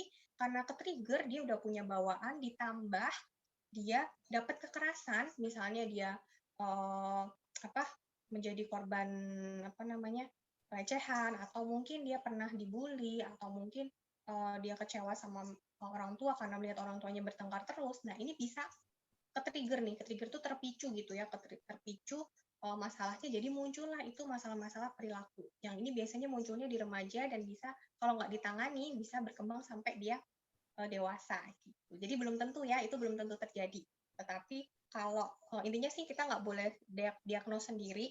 Jadi kalau misalnya muncul gejala-gejala perilaku yang misalnya kayak, oh dia beberapa hari ini kayak mengurung diri terus kayak pengennya nangis terus, depresi gitu ya. Terus di hari yang berikutnya dia bisa seneng banget gitu. Nah itu cek ke ke konselor atau maksudnya ke psikolog maupun ke psikiater, karena jangan diagnos sendiri. Itu yang pertama ya, membedakan yang trauma sama yang faktor dari pure dari lingkungan aja. Terus yang kedua tadi pertanyaannya apa ya, mohon maaf Bu Sarah. Ini kecanduan bisa ketika udah remaja nih, misal udah sampai remaja, kecanduan ini bisa ditanganinya tuh seperti apa? Apakah bisa ditangani atau gimana gitu? Ya, pada dasarnya kecanduan itu tetap bisa kok diobatin, asalkan memang ada kemauan juga yang kuat dari individunya ini. Karena dalam treatment apapun, kalau dalam dirinya tidak ada kedisiplinan atau keinginan untuk meninggalkan, itu memang agak susah, jadi gampang relapse-nya. Gitu. Jadi sama kayak kalau kita ke dokter ya, pengen sembuh batuknya, berarti jangan makan makanan yang goreng-gorengan dulu ya, sama kurang lebih kayak gitu. Kalau kitanya bandel gitu kayak, oh makan gorengan aja terus gitu, nah ini batuknya kumat lagi deh gitu. Sama kayak adiksi juga sama, jadi butuh kedisiplinan dari kitanya, tapi tenang aja, insya Allah bisa disembuhkan gitu kalau ada kemauan kuat dari si remajanya ini. Jadi remajanya ini juga perlu tahu tujuan dia apa, dia juga perlu dibangkitkan tuh keberhargaan dirinya, bahwa dia layak untuk hidup lebih bahagia, lebih happy, tanpa harus terikat sama yang dia canduin itu, entah itu games, entah itu kecanduan narkoba atau apapun ya. Jadi perlu dibangkitkan juga keberhargaan dirinya dan digali dulu nih, dia pemicunya apa nih dia mengarah ke kecanduan ini. Karena bisa jadi itu kan layer ya, permukaannya tuh kelihatannya dia kecanduan, bawahnya apa nih kebutuhan dia yang belum terpenuhi. Mungkin dia sempat punya pengalaman kehilangan, atau dia trauma ditinggalin, terus dia nyari sesuatu yang bisa bikin dia tenang. Ya udah begitu dia pakai game itu terus, rasanya kayak ya udah terpuaskan. Tapi sebenarnya ada hal-hal yang luka batinnya dia yang perlu kita sembuhin di bawah itu. Jadi perlu asesmen lebih lanjut. Tapi insya Allah bisa disembuhin, tenang aja. Asalkan tadi ya bersedia disiplin juga untuk mengubah ke kebiasaan hidup yang lebih positif. Miss, kalau ini pertanyaan dari aku ya, Miss. Ya, silakan. Misalnya nih, seseorang tuh memang udah punya penyakit mental gitu ya, di mana yang udah didiagnosis oleh dokter gitu, posisinya tuh dewasa, dan itu kan untuk sampai tahap sembuh itu, misalnya kalau istilahnya bipolar gitu kan, itu udah agak sulit ya untuk balik gitu. Nah, terus di saat yang sama, untuk keluar dari rasa, kan dia kadang suka naik turun gitu, untuk menghindari dari naik turunnya mungkin dia melakukan sesuatu yang kecanduan tersebut gitu ya, buat justru menghindari efek yang lebih parah, misalnya dia suicidal gitu ya, biar nggak ada pikiran untuk suicidal, dia memilih untuk oke, saya kecanduan ini aja gitu. Nah, untuk lepas dari itu kan itu cukup complicated ya, Miss. Ya, complicated ya kasusnya ya. Tapi kalau sampai tahapnya seperti itu, apa masih bisa juga sembuh ya, Miss? Ya, memang itu perlu dianalisa juga sih sebenarnya. Apa hal lain yang dia nikmati dan dia enjoy gitu selain adiksinya itu tadi gitu. Karena kita perlu compensate kalau kita mau menyembuhkan dari adiksinya ini ya, perlu ada kompensasi hal lain apa yang bisa dia enjoy dan bisa bikin dia fulfill gitu selain si adiksi ini tadi. Misalnya game gitu kan. Apalagi nih yang dia sukain gitu. Kita bisa pelan-pelan bertahap untuk menggiring dia ke arah yang dia sukain itu tadi gitu. Dan social support itu penting banget karena buat beberapa kasus kadang mereka tuh punya riwayat masa lalu yang kelam gitu ya, bisa kita bilang kelam gitu. Jadi dia nggak ngerasa dia itu deserving happiness, deserve support, deserve perhatian yang tulus dari orang gitu. Kadang ada yang punya luka-luka demikian. Nah, itu yang kita address, maksudnya itu yang kita atasin gitu. Karena sebenarnya ketika dia milih untuk kembali ke adiksi atau maksudnya ke adiksi karena lari dari suicidal, ya udah ke adiksi aja gitu. Nah, itu kita perlu dalami dulu. Apa sih kebutuhan dia yang perlu dipenuhin gitu. Misalnya aku butuh nih ada yang menerima aku secara tulus gini-gini misalnya gitu. Oke, berarti itu yang kita proses gitu kan. Dan memang tentu saja prosesnya nggak instan ya, gitu selain dibantu obat, untuk eksplor dirinya dia itu kan juga nggak instan gitu. Tapi pada dasarnya sih supaya nggak relapse ya, itu proses sih. Karena apalagi kalau udah dapat diagnosa ya, intinya kita nggak bisa mengharapkan dia itu instan langsung jadi kayak nggak ada apa-apa lagi terus kayak udah lepas sama semuanya aku bahagia sekarang, nggak kayak gitu juga karena proses healing itu bertahap gitu ya, jadi nggak bisa kita instan kayak apa ya udah kayak minum obat sekali terus habis itu sembuh gitu, nggak seperti itu. Tapi pada dasarnya kalau kita bisa bekerja sama dia bisa trust satu orang aja gitu. Biasanya yang bipolar ini kan juga nggak kalau punya diagnosis tertentu ya kadang-kadang kan juga susah ya trust sama satu orang ya, kayak karena dia nggak ngerasa dia layak disayangin gitu-gitu. Jadi complicated memang, tetapi intinya pastikan dia ngerasa aman, ngerasa cukup secure untuk sharing apapun perasaannya dan diterima apa adanya gitu. Karena saya juga sempat menghandle kasus yang demikian, udah dewasa gitu ya, individu dewasa gitu, dapat diagnosis seperti itu, dibantu untuk regulasi emosi, didengerin waktu dia nangis aja, itu bisa bikin dia terhindar dari dia suicidal sama dia lari ke adiksi gitu. Itu kan sesuatu yang buat kita tuh kecil ya, didengerin waktu nangis gitu. Mungkin kita punya orang yang kita sayang, punya kita yang kita bisa kita sandarin gitu ya waktu kita lagi sedih atau lagi down banget gitu. Tapi untuk individu ini gitu yang dapat diagnosis kayak gitu, pada saat itu dia memang nggak punya gitu, karena memang dia punya latar keluarga yang nggak tidak sehangat itu, tidak sefungsional itu keluarganya. Jadi pada saat kita dengerin pas dia lagi nangis, kita temenin, kita bikin dia tenang, dia bisa regulasi emosinya dengan baik, pelan-pelan dia bisa membaik, berhenti menyakiti diri, udah nggak bentur-benturin kepala lagi gitu ya. Ini salah satu case yang saya temui di lapangan ya. Karena ini benar-benar terjadi di individu dewasa karena punya riwayat masa kecil yang nggak bahagia, bisa kita bilang. Dia punya pengalaman ditinggalkan sama caregiver-nya. Jadi ternyata itu yang dia cari. Dia butuh ada orang yang nerima dia dulu dan bisa nerima waktu dia lagi kondisi yang paling hancur-hancurnya deh gitu. Akhirnya dari situ dia mulai meninggalkan tadi suicidal, mulai ninggalin adiksinya pelan-pelan sih, walaupun kadang-kadang relapse juga untuk kepikiran pengen nyakitin gitu, tapi paling nggak pas dia muncul ke trigger itu kita bisa bantu arahkan bahwa kamu berharga, yuk kita coba lakukan hal-hal yang bikin kamu ngerasa nyaman, yuk apa ya. Jadi kadang kita perlu perlu bersabar ya dalam prosesnya, kurang lebih gitu sih Kak Sarah. Memang proses ya, complicated soalnya kalau udah diagnosis. Kasihan banget ya, maksudnya ketika anak-anak itu kan sebenarnya nggak punya siapa-siapa lagi kecuali orang tuanya gitu ya, anak kecil. Jadi kalau seandainya orang tuanya sampai tidak memenuhi kebutuhan anaknya gitu, itu feeling lonely banget pasti anaknya. Iya pasti, bener banget.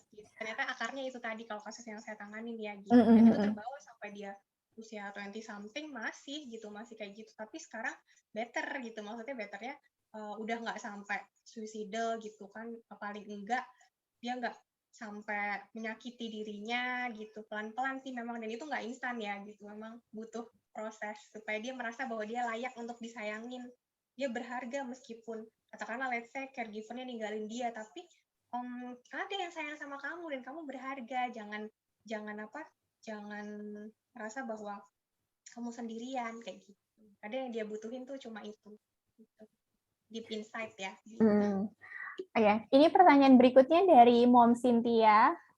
Topiknya ini soal emosional. Anaknya cukup emosional ya. Ini saya mau tanya, teman anak saya usia 3 tahun, biasa main bareng, awalnya normal aja gitu, konflik anak kecil. Tapi akhir-akhir ini temennya ini suka dorong anak saya, terus nggak sabaran kalau diajak anak saya main sesuatu.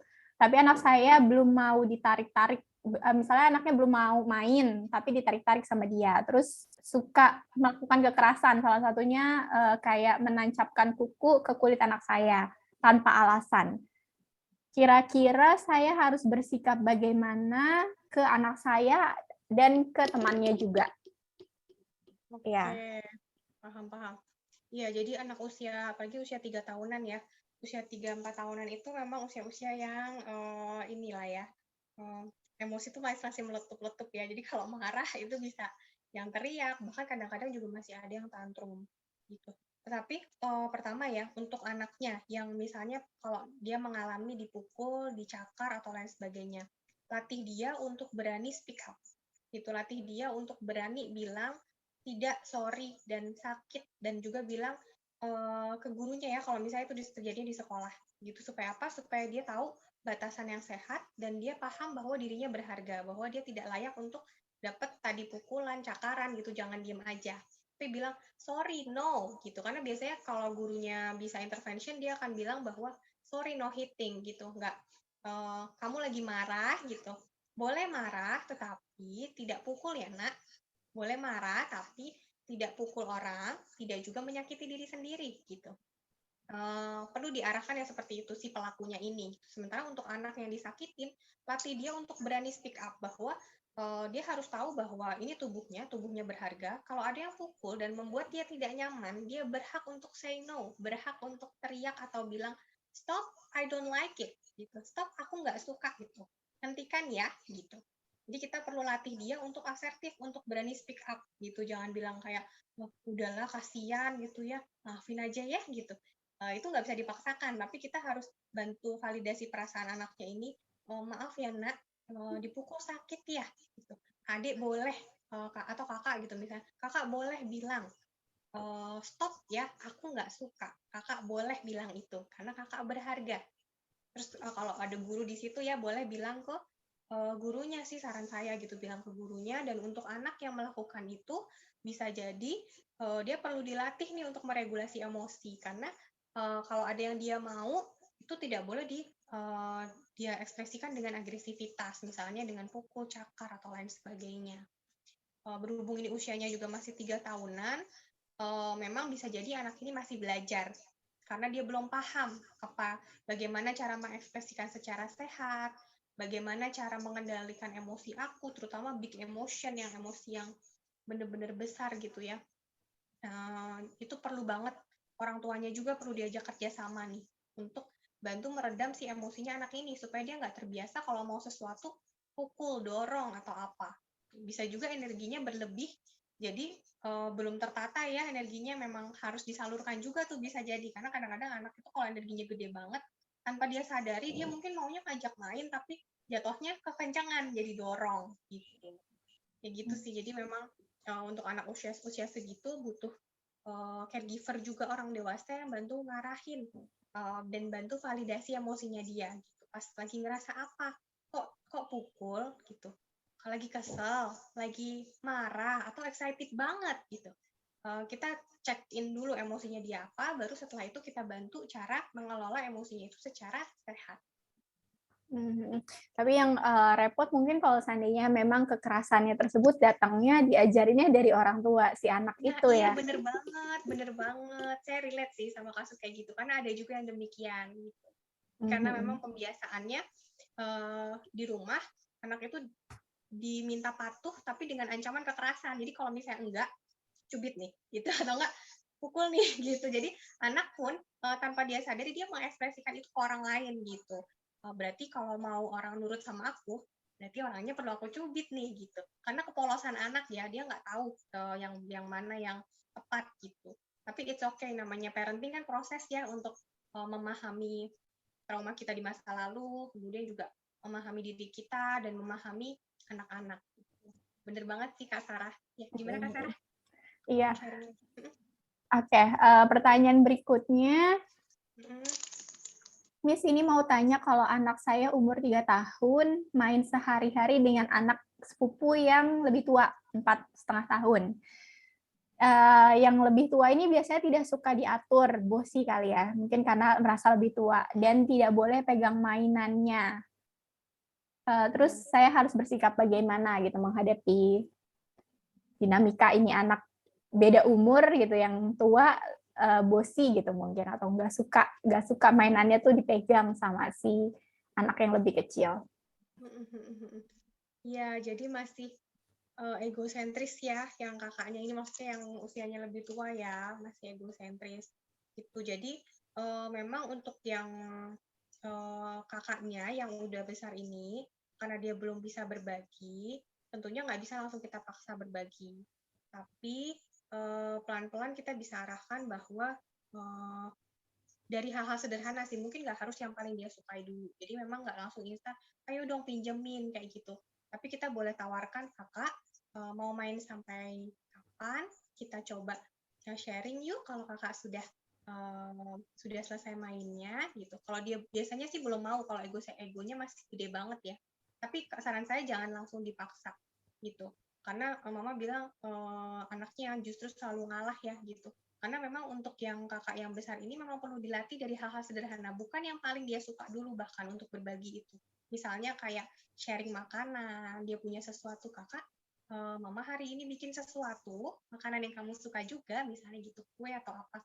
Kita sharing yuk ke adik atau siapa gitu. Jadi berbagi itu bukan sesuatu yang instan bisa langsung anak berbagi, tetapi memang dari pembiasaan-pembiasaan, dan kita mengajak anak untuk lihat point of view-nya orang lain gitu. Nggak selalu semuanya tentang dirinya, tapi juga ada orang lain yang perlu kita pedulikan, kita sayangin gitu ya. Jadi justru dilatihnya bukan pas pada saat konflik itu terjadi, atau konflik pas dia lagi megangin mainannya ya. Kayak nggak mau gitu. Oke, kakak boleh main dulu sama kakak ini, nanti adiknya ini perlu kita ajarin problem solving. Kakak masih mau main sama mainannya. Kira-kira mainan apa ya, Dek, yang bikin adik merasa happy atau nyaman selain yang itu?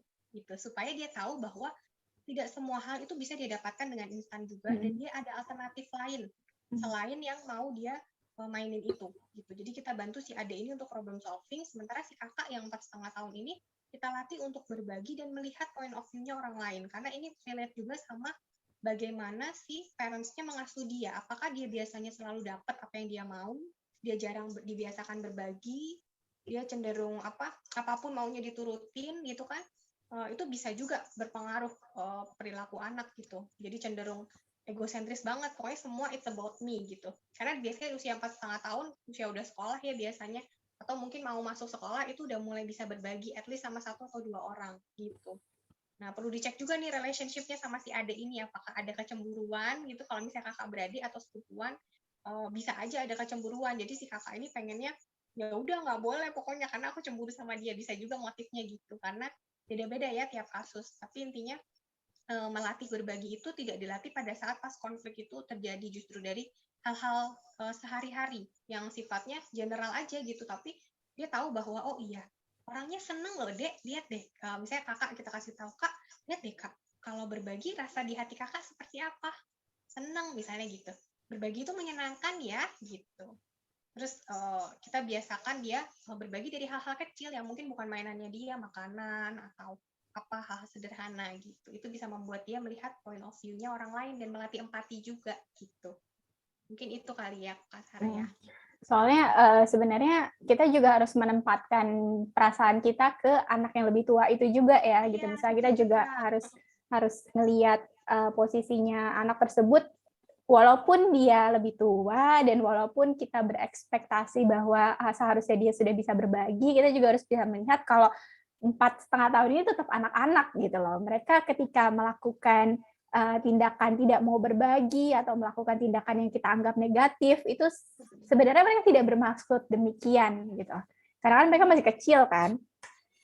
Ya. Benar banget. Jadi justru kalau seandainya kita melihatkan keterpihakan kita, kebetulan karena ini keluarga ya, justru malah jadi trigger jealousy yang lebih tinggi gitu kan. Nah iya. Dan jadi malah ya sama itu ya, benar banget sih. Masih terus, berlatih gitu ya.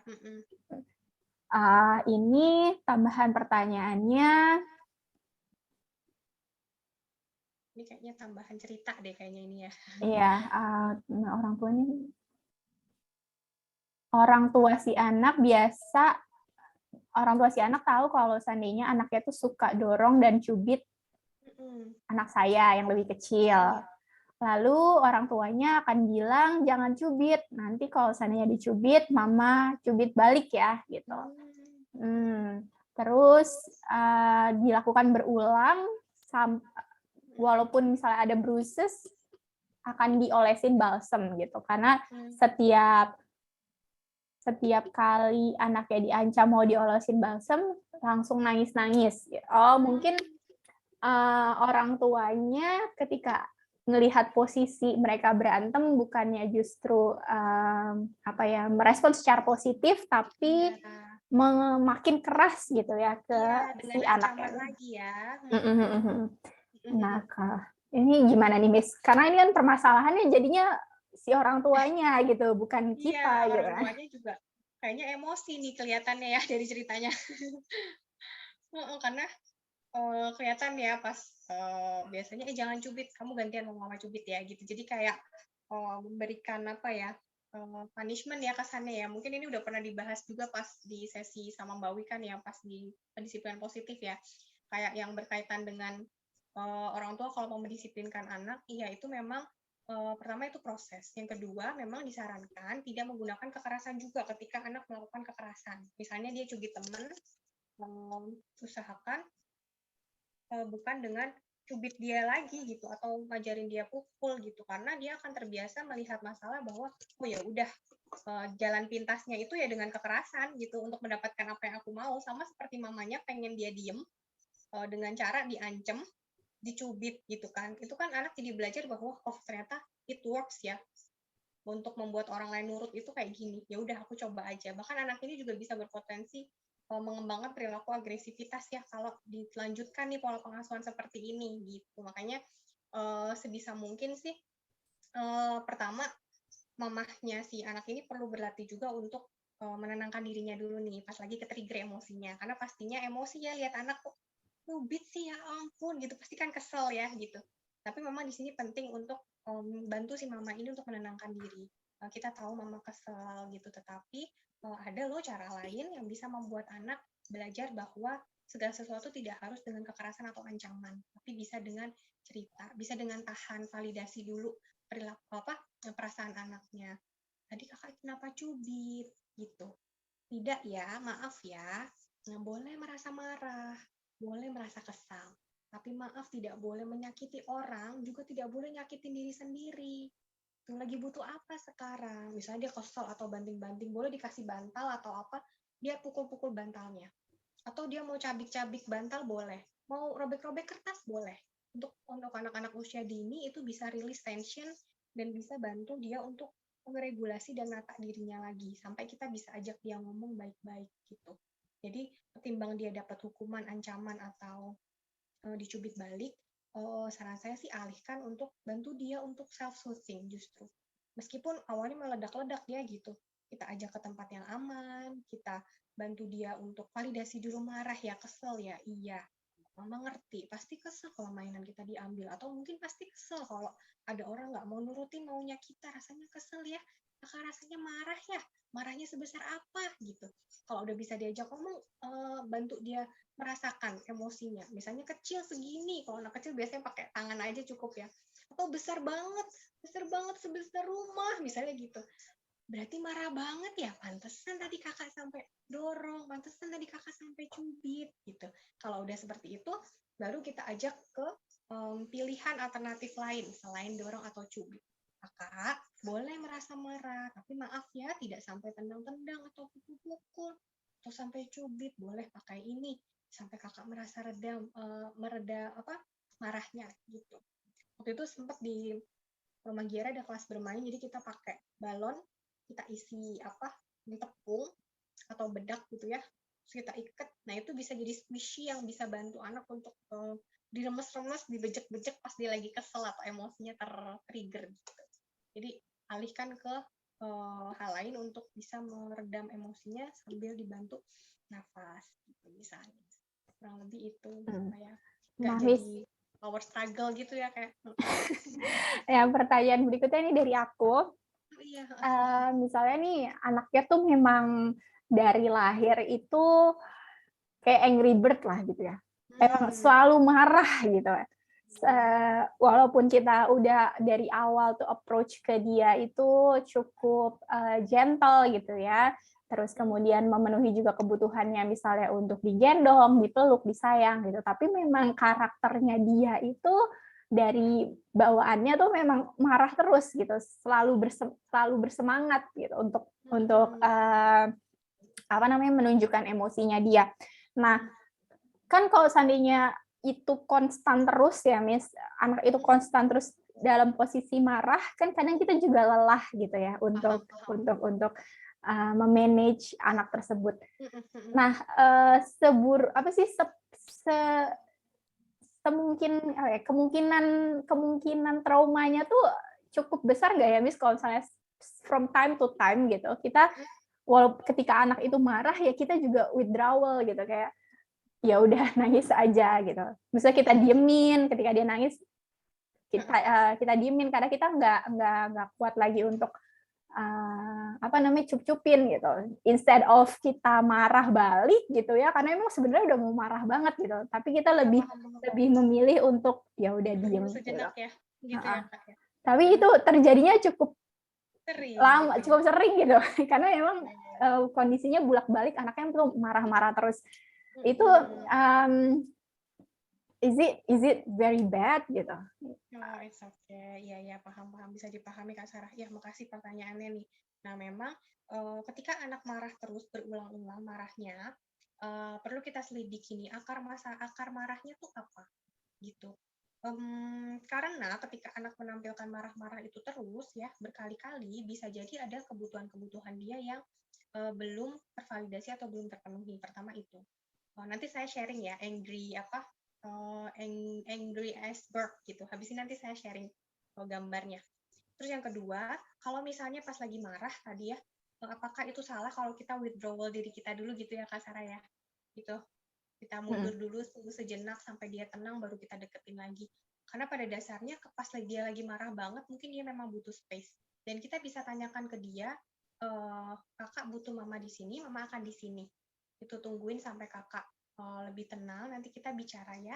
Paham banget kalau lelah gitu, karena wajar banget kalau kita lagi kondisi lelah, sedih atau frustrasi gitu ya, karena vibrasi emosi kita juga sebenarnya bisa dirasain sama anak. Jadi ketika kita cenderung happy, at ease gitu ya, tenang gitu, sebenarnya anak juga akan lebih mudah ditenangkan ketika kitanya udah lebih tenang.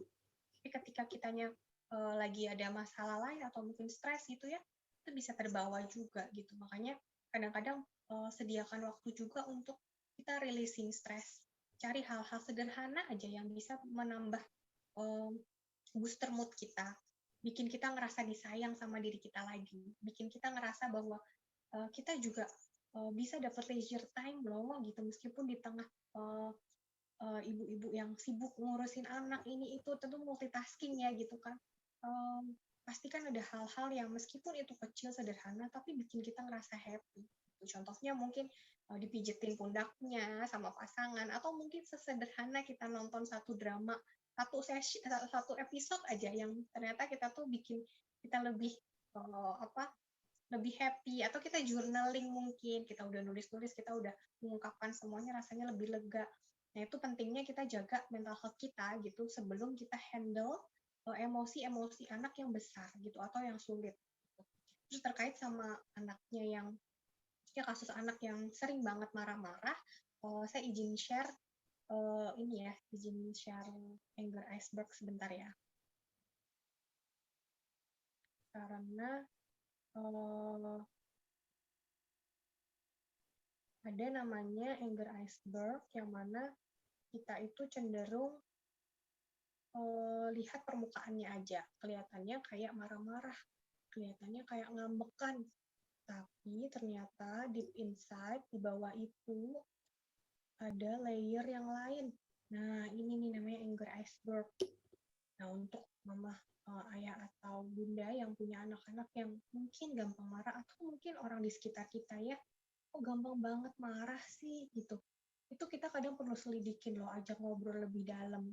Apa sih yang kamu rasain akhir-akhir ini? Apa yang bikin kamu nyaman? Apa yang bikin kamu nggak nyaman? Namanya check-in emotion ya ini, check-in emosi. Apa yang bikin kamu sedih? Apa yang bikin kamu marah? Itu karena biasanya untuk anak-anak tuh kadang dia curcol juga tuh ketika kita gali-gali. Iya, aku tuh marah soalnya aku misalnya gitu. Misalnya aku sering ditinggalin sama mama kalau kan mama kerja, misalnya gitu. Iya, mama ngerti gitu. Kita validasi dulu emosinya. Atau mungkin ada juga yang ngerasa bersalah misalnya, atau dia ngerasa cemburu mungkin sama adiknya atau kakaknya gitu. Atau bahkan dia ngerasa cemas juga bisa.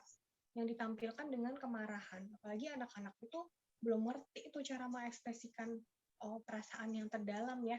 Bisa aja dia tuh cemas karena mungkin besok hari pertama masuk sekolah, atau mungkin besok aku mau tampil tapi aku kayaknya ngerasa nggak bisa gitu. Tapi itu belum bisa terekspresikan dengan baik, sehingga yang ditampilkan jadi kayak dia tuh sensi gitu, gampang banget marah, gampang banget emosi gitu, kayak katanya Kak Sarah ya, angry bird gitu kan. Di bawahnya apa nih? Ini kita perlu gali layernya lebih dalam, karena bisa jadi ada hal-hal ini yang belum teratasi atau belum kita validasi dan belum kita sembuhin ya yang di bawah ini. Jadi yang permukaannya kelihatannya angry deh, gitu. Padahal layernya di bawah bisa macam-macam tuh. Bahkan grieving aja, ada penelitian yang bilang kalau grieving itu ya pada laki-laki, karena laki-laki secara sosial itu diharapkan tidak gampang nangis dan selalu kuat. Grieving itu bisa ditampilkan marah-marah loh. Jadi ketika dia habis berduka, kehilangan atau duka apapun ya, kehilangan sesuatu atau kehilangan orang yang terkasih, kok jadi gampang marah sekarang gitu. Gampang ngomel-ngomel, dikit aja langsung emosi. Ternyata setelah digali lebih dalam ada grieving yang belum selesai, atau rasa berduka karena ditinggalkan yang itu belum selesai gitu. Tapi ditampilkannya marah karena defense mechanism-nya atau cara dia bertahan nutupin perasaan yang sebenarnya biar nggak kelihatan rapuh gitu ya dengan marah-marah itu gitu. Tapi nggak apa-apa, ini respons yang manusiawi ya, wajar gitu. Ini bisa, intinya bisa disembuhin, bisa dikelola, dan bisa ditenangkan gitu, supaya nggak munculnya marah lagi. Kalau kita bisa sampai ke dalam, mengatasi yang di dalam ini, insya Allah atau mudah-mudahan yang bagian atas ini nggak muncul lagi. Gitu. Kurang lebih itu Kak Sarah. Terima kasih banyak, Miss, untuk penjelasannya hari ini. Kelas hari ini untuk aku pribadi gitu ya, karena apa sih namanya, akhir-akhir ini juga aku lagi merasa loose banget nih ya ke anak aku. Ini benar-benar kayak hit me so hard sih. Iya, teman-teman di sini ada yang mau bertanya lagi? Apa udah dicukupkan ya? udah ya. Kayaknya tidak banyak pertanyaan. Sebenarnya karena kelas ini lebih kayak menjelaskan ke teman-teman untuk prevent doing something violent, apakah itu baik itu verbally atau maksudnya kekerasan secara fisik gitu, supaya kita make sure kalau anak-anak kita nanti untuk proses ke remaja dan dewasanya lebih aman, lebih apa ya, trauma-trauma masa lalu tidak jadi burden untuk mereka berprestasi, memastikan juga bahwa mereka punya someone to rely on, karena anak kita nggak punya siapa-siapa lagi kecuali kita gitu kan. Jangan sampai kita aja nggak bisa jadi temennya mereka gitu. Makasih banyak ya teman-teman untuk yang udah nyempetin hari ini. Semoga kelasnya bermanfaat. Nanti akan ada rekamannya. Makasih ya Miss udah bersedia ngisi materi hari ini, dan sampai ketemu lagi next time. Bermanfaat. Semangat ya Mami dan Dedi, Ayah dan Bunda. Makasih banyak. See you lagi teman-teman. Buat bulan depan kelasnya kita balik lagi sama Rumah Giara, tapi lanjutin positif disiplin dari bulan lalu. Oke. Ya, aku off ya Miss. Makasih. Happy weekend. Bye. Bye-bye. Ya. Saya izin lift ya. Ya, siap. Bye-bye. Makasih teman-teman. Ya.